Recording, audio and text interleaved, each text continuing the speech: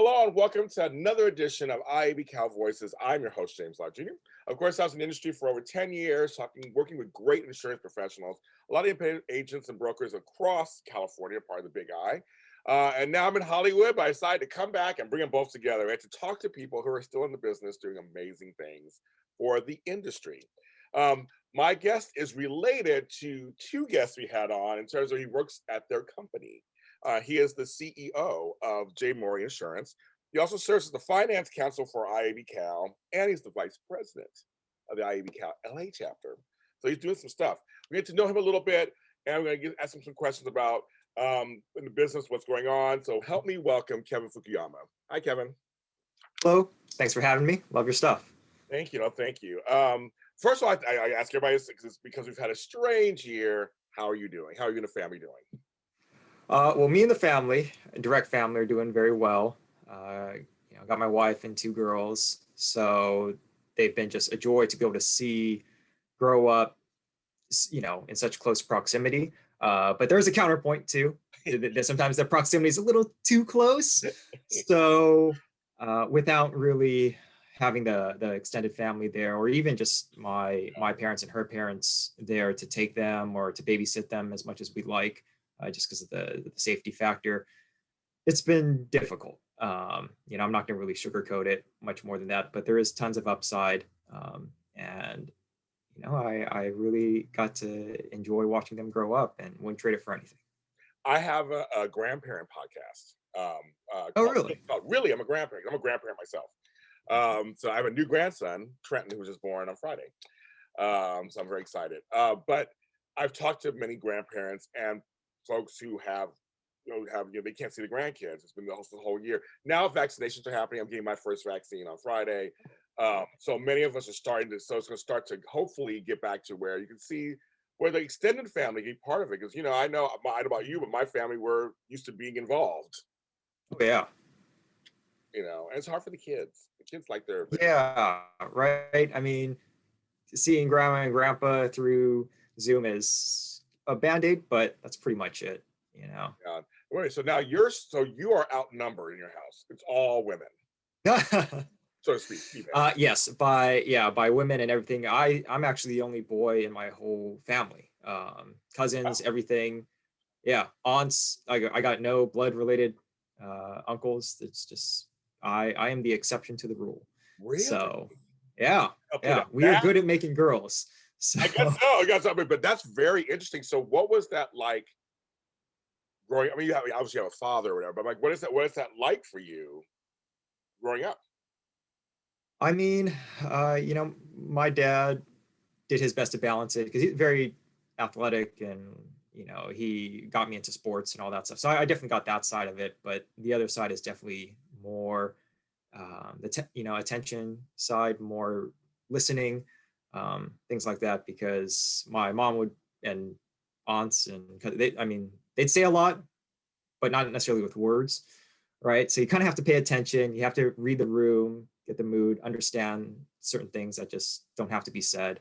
So that was really helpful for me because I'm able to pick up on some stuff. I still miss a lot, but don't get me wrong. But yeah, I mean, there's only so good I can do. So yeah, I'm trying. That's great in business too. You learn how to read the room instead of see and look at nonverbal cues. That's good for you. Yeah. I mean, a lot said with body language and looks, and if you're not paying attention to that, then you're kind of missing it. And that's great. But that's very interesting. So I'm assuming then your male friends outside the family became where your source became, where you got the male kinship, I guess. You know what I mean? Like, you don't have it in the family, so you have to get it somewhere else, obviously. Yeah. I mean, I got tons of guy friends. Played with them growing up, sports. That was really, really great. Still have in contact with all of them, so it was really nice. And even our office too, when we first started, for better for worse, very male dominated, and we got a lot of that camaraderie through that, and that was a lot of fun. What sports did you play? Just basketball, principally. Yeah, strange. The Japanese American community has this fixation with basketball. For better or for worse. I'd say most likely for the worse, because you kind of, once you get out of that and you expand to more competitive things like, higher level high school basketball and things like, I mean, if you're not over 6 feet and can Right. dunk, Right. you're going to struggle, right? And I'm considered tall, and I'm like just under 6 feet. So I'm like the forward to the center on a team. And then in high school, I'm like the guard that can't dunk. So, it's great because I got good friend connections, but its application to future success in the sport is not the best. That's So, hilarious. yeah. What is one thing you learned? What is the thing you learned playing sports that you use in business? Just I mean the teamwork aspect, right? I think if it was something like golf or tennis, that's a very individual sport, and you really need to look upon yourself and how you can improve, and that has a direct outcome. A lot of the other team sports, you have to rely on people, your communication, your support with them, right? Getting them to feel confident. That has a lot of carryover with business, because you're only able to do so much yourself. But if your team is bought into what you're doing and the strategy and is supported, then you'll go a whole lot further than you just trying to do your own thing and everyone else just does theirs. So you have to, the leadership aspect too is important. I like that. So you are, I mean, you're really entrenched in the Big I. You are, because Yes. you're part of the LA chapter and also the main chapter. Tell me why it's been important for you to be involved on those levels. Right. Well, John Morey was past president. Yeah. So he was the one that really got me into it. And the discussion was more, hey, if you're going to make this a career, then you really need to entrench yourself in every aspect of it. And a lot of it is getting to know your peers, the other independent agencies that are local to you, and what they're doing, form those bonds, connections, networks, and that's going to be, invaluable. And it has been. So I, once I kind of got a taste of it, I said, all right, give me more, right? I'll be part of this chapter, take on, this role. It's just, the more I can learn, the more I can come across people. It's just been super helpful. And I rely on a lot of those people for advice and mentorship. And that's the best thing, because you can learn a lot on the internet, but just through that experience and things like that, it's just not, the whole next level. Yeah, no, I agree with that. It's all about networking, connection, and talking to people who've been in the business for a while, who actually can give you real knowledge of like actual things that have happened to them, or what they have learned, and they can actually share it with you. We can all go on the internet and read articles and look up things, but it's nice to have somebody who actually can give you real life experience, Absolutely. an application, right? And say, okay, this is what happened when I did this, or try this, it worked for me, and this is what, and they can tell you why. I kind of love that. It's interesting in the insurance business. Everybody's competitors, but they're really actually people work together. People will help you out. And I've noticed that in the whole industry. You can call somebody who's, technically your competitor, so to speak. But if it's certain information, if I see people share it all the time. Isn't that you find that kind of be true? Yeah, I mean, I think if you just kind of look at what the industry is about, it makes a lot of sense in that we are really here to help people and protect them and from things that they're not even aware of sometimes, right? So it's in our nature to go out of our way to say, okay, like don't fall in this trap that I fell into. Here's what you need to do, or here's who you should talk to, right? It's just, I think if that's not in you, then you're going to really struggle in this industry, because you're just going to think about yourself and what it means to you. But if you can expand, that compassion to others, then it's going to, pay it forward. You're going to get it back in so many different ways. Very true. Very true.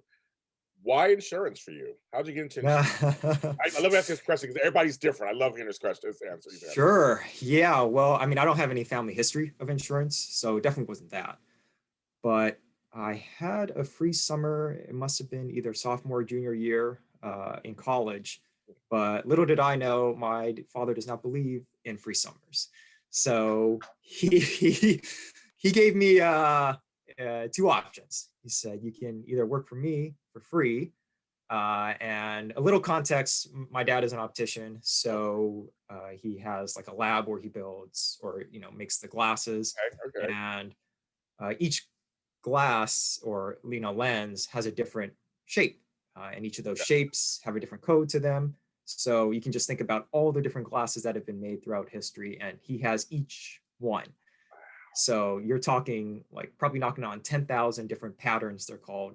And he's like, well, here's what you can do all summer. You can sort all of these for me and, at no cost. Doesn't that sound amazing?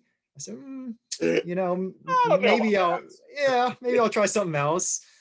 So, but coincidentally, he just made some glasses for Jack Morey, one of the founders. And they got to talking, and Jack was mentioning how the industry is definitely aging, but there's great potential. Yeah. So my dad said, talk to him, see what it's about, and I did, and really, really thankful that just happened. And just worked for them part-time for the remainder of my college career. So got to learn the industry a little bit more, got to know Josh a little bit more. And by the time I graduated, it was 2010. So not a great job market. Oh, no, not then, no. No.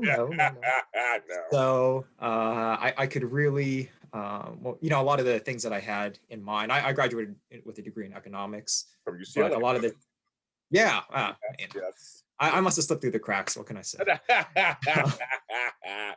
Yes, but it's on you free, so whatever happens now, you have it. Yep, absolutely. I can take it with me anywhere.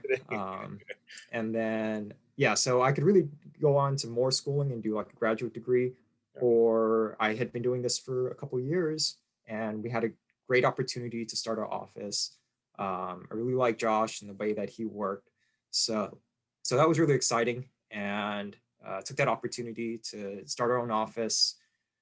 Grew it. I think we brought on about 8 people in a couple years, and that was the best time ever because we didn't know anything, but we were in it together. It's fun. Grew together. Yeah, and we were all under 30 too, and we're just a young, rambunctious office. Highly crowd. And oh my gosh, you talk 8 people. I think we fit into an office of maybe like 300-400 square feet. I love it. Oh, that was. I mean, it was fun, but definitely cramped. And really, we grew that office, and as our office grew, our responsibilities grew, and with Jack, Jim, and John's mentorship, it really helped equip us with the knowledge and know-how to be in the leadership positions that we're in today. And that's just kind of how it progressed. And you're not even a J name. You're a K name. That is true. They made an exception. But K is about the closest you can get to J. So either I or K. So and I thought about changing it, but I said K is close enough. So you could be Jevin. Just say Jevin. I'll be the first. So as a J name person, I understand that. And I have a lot of J names in my family too. We had to talk about that on that show about the J names. So like it's kind of crazy. My family likes to do that too. My sister's name is Krista, so go figure. Well, there you go. It's so funny.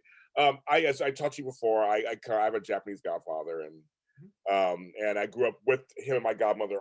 We were in there. He's like a second father to me, and I don't know if it's true for you, but it's very much. He treated me the same way he treated his biological kids. It was very much like you gotta go to college, you gotta whatever. So when you went to school for economics, was that your choice or his? And what were you thinking about doing if insurance hadn't come in mind? Right. Well, economics was just something that really spoke to me. I like to analyze and play out different theories and just really kind of get down into the details and really understand what's going on. And that's what economics was to me. And that really was also something that could allow me to do a lot of other things, left a lot of doors open for future career paths. But it was just, the insurance gravity field is really strong. It gets you a little bit, and just drags you in and it won't let you go. So, definitely not what I set out to do, but I really love what I do now, and I do get to use a little bit of what I learned, I'm sure. but yeah, but really that was it's just coincidence and just happens. Well, it's funny. I joined to help out when I worked in insurance. I was IBA West back then. I came in March and said I'll work till August and then I'll move on with my business. And like, I came from retail and all sort of stuff. I was there for 10 years. I mean, it was like so I came here to do this. It was like you're right. That magnetic pull just kind of like it was like Yep. every year. It's Yep. like, so James, you stay another year.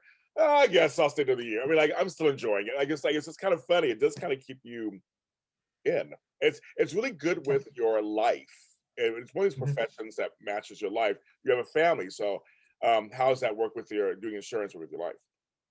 Yeah, really, really great. Especially in the position that I'm in now. I mean, I definitely have my core hours that I have to be on, Yeah, but there's, usually nothing in insurance that can't wait a little bit.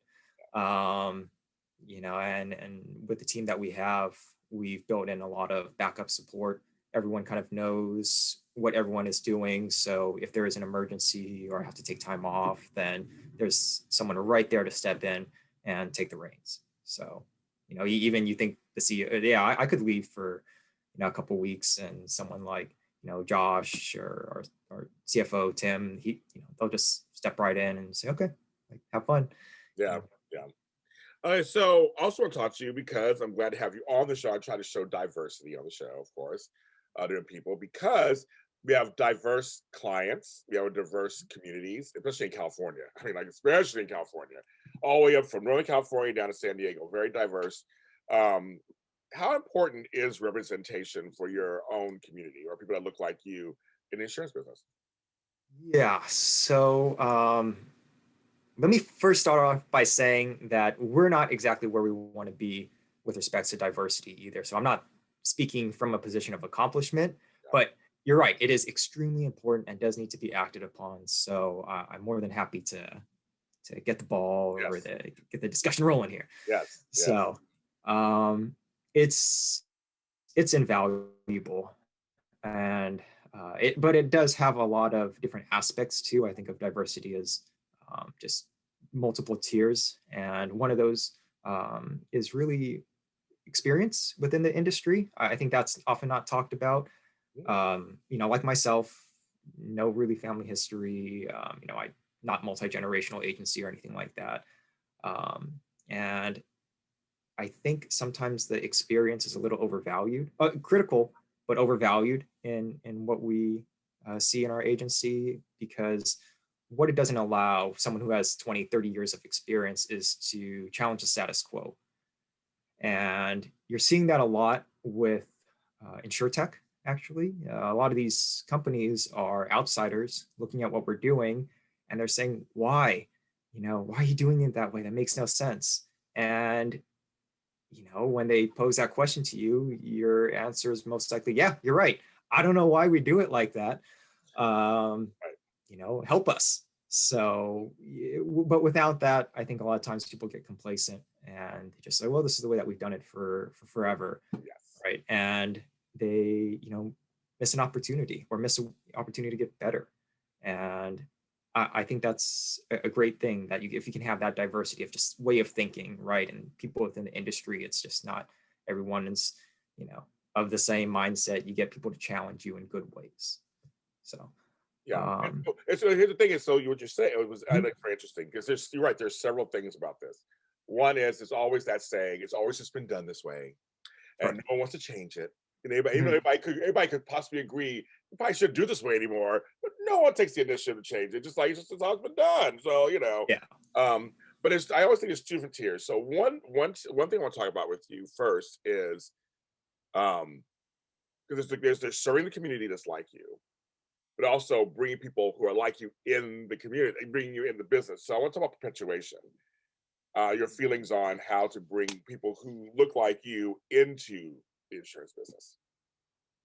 Right. So, really that is, you have some of that already, but on a much smaller scale. So you have hundreds of independent agencies throughout California, and a lot of them are smaller and have served their local communities for sometimes generations. And that's really how we got our start and to where we are now, is that we supported the community and the community supported us. So that has allowed us to get to where we are.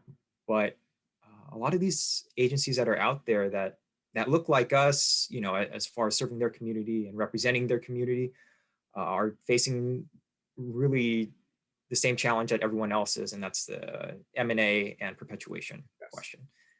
So, you know, we see a lot of ourselves, because we went through that process this year, and then again maybe 3 years ago when John and then Jack and Jim most recently retired. Right. Yeah, and we saw a lot of ourselves in their struggle and what they're facing, and that they want to keep on going. They want to, they maybe have like a really strong team, but whether it's their access to capital or just the economics of doing it is really, really hard. And it was hard for us, and we had the buyer and the seller doing everything humanly possible to make the deal happen. Right. So, you know, we kind of just talked amongst ourselves, and you know, if we wouldn't have been able to perpetuate, then we would have looked a whole lot different, and it would have been really sad for us to not serve our community in the same way that we have been for 40 years. Yes.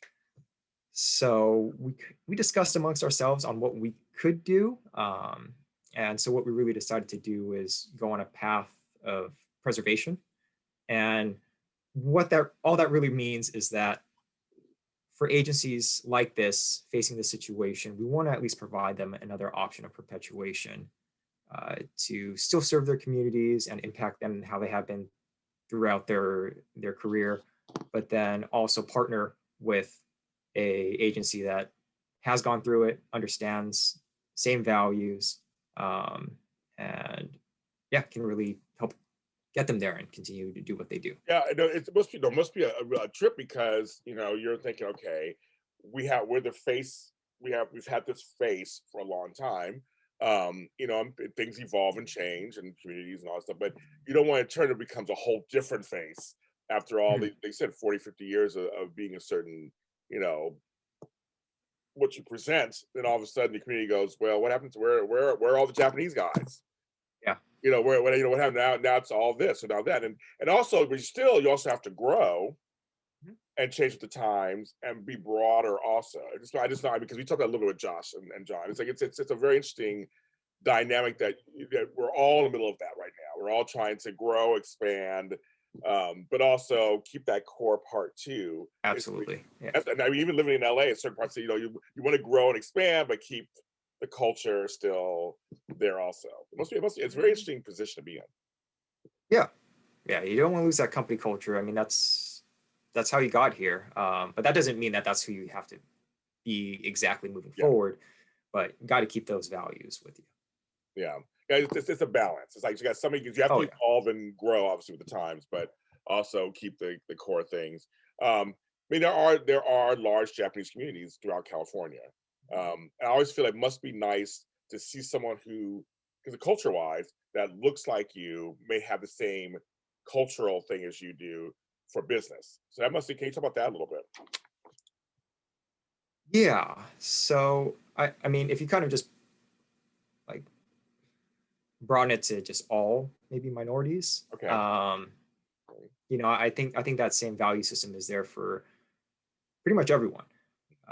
You know, you kind of go into those little pockets, and they have their local, you know, doctor or local attorney, right? That is just really help support the community and throughout many years. And insurance agencies are one of those.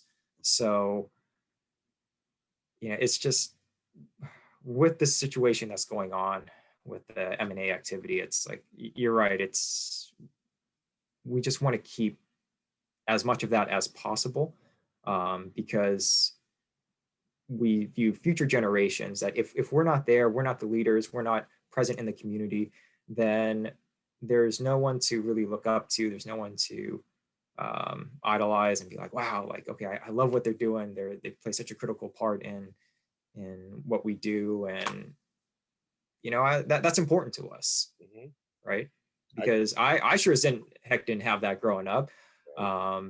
You It's like, what Asian person gets into insurance? Like, that's Yeah. not really what's known for Right. our field. But I think the industry is so broad that you can find a fit for a lot of different skill sets. And if I can kind of keep that door open for future generations, or even my current generation, that they can look at me and say, wow, like, wow, what do you do? And I can provide them a little bit of insight into the industry, because it is very in the background, sort of secretive, right? People are like, insurance. Yes. Oh, okay. Yeah. Yeah. I see the commercials. Cool. So, Well, the thing is, the bottom line is, to learn insurance, to work in insurance, it doesn't have a gender or racial thing behind it, right? The natural, anybody can do it. And if you look right. at studies and this stuff, that's kind of the other side of this. It's like, the point is, it doesn't matter what you are, who you are, where you come from. If you're interested in insurance, you can learn it and work in it. Mhm. So I think the more diverse faces that show that, also on the flip side of that, where you're going out to the world as an Asian American, to the just regular population, it just seems normal. I just feel like that's the Right. point you get to. It's well, anybody can. I mean, so it's not gender specific or race specific. That if you're this way, you can do insurance better. That's not even the point. It's just almost the point of that. The sameness of it all is that we're all basically can learn it and work in it. Do you agree with that? Yeah. Yeah. I mean, it's just knowledge that we're learning, right? The industry, like you said, there's no specific talent that is necessary to succeed in this industry. So it's important that we promote ourselves as diverse, because that's what we can be. It just takes action on our part, and we've just maybe been a little lackadaisical, or haven't put it at the forefront of what we're doing. You had mentioned gender, right? Gender is a huge thing, and 60%, I think, of the industry is women. But as you climb the ladder, right, of upper management, owners, executives, they're not represented the same way. And that is something that is just a shame, because they bring so much to the table, and it's not something that can be learned, right? Yes. And you can ask my wife that too. Go vouch for that. Yeah, she's like, man, you just don't get it. And yeah, you're right. Okay. So yeah, and that's something that we need to do better with too, because it should be throughout the whole range, right? Of just entry level to owners. That it doesn't matter, your background, color, skin, gender, ethnicity, anything. Just, it doesn't matter. You can find success here, but it does take a little action on the people at the top to create that career path, understanding support system to get them there. So that's what we're trying to do. Again, we're not there yet, and we're not perfect, but it's just good to keep it at the front of your mind, so you can really always be aware of it. I think that's the battle right there. Just as long as you have it in your brain, it's out there. Effort is being made here and there. I think that, to me, that's a start. Literally, that's a start. And a step is a step is a step, right? That's Yeah, I'll take a step in the right direction. We need to probably make more leaps and bounds, but we're trying. So. good. That's good. That's good. Well, Kevin, thank you for your time. You're great to talk to, and I Oh, think, like I said, I love the folks at Morey Insurance. You guys are great. So this was wonderful. Tell folks where they can find the company and all that kind of stuff. sure. The website's the best for us. jmoreyins.com. We do have a Facebook page, Google, Yelp, all that kind of stuff. You can find us on there as well. Our people do great work to have a presence on the social media It's platforms. important. But yeah, it's how the younger generation finds you. So the phone book is not a thing anymore. So yeah. A But phone yeah, book. Like, oh, I remember I those. know. I am old at heart. Yes, I So remember those. I'm like, I haven't seen one in years, but I know the yellow pages are now online, but I just wonder if there are books still printed out there. I wonder. so yeah, maybe, yeah, but I think their use is more as chair stools Yes. than anything else. So, But you put your laptop on top of the leave. yeah. There you go. So, So go to jmoreins.com, follow them on there. I'm sure you go there, you can find all the other things there. We are IIABCal Voices. We are on every streaming service platform you can think of, from iHeartRadio to Spotify to Apple, Google, and on my online network, JLJ Media, on YouTube. So go ahead and follow us there and subscribe. There's a whole playlist where you can see all of IIABCal's actual shows that I've done so far. And of course, IIABCal.org. Go there for more details. Everyone, please stay safe and sane, and we will see you next time. Thank you, Kevin. Thank you, everybody. See you next time. thanks, James. Appreciate it.